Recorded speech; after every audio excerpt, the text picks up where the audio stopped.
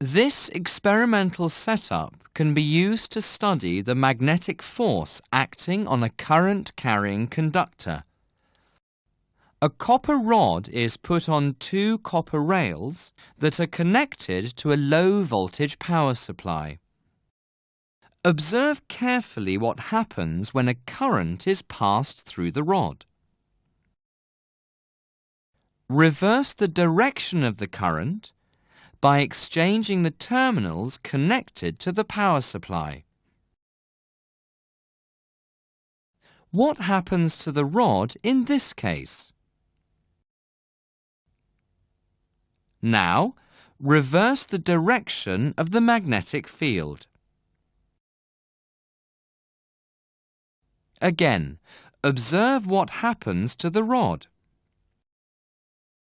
Finally, rotate the magnet such that the magnetic field makes a smaller angle with the rod. Find out how the motion of the rod will be affected.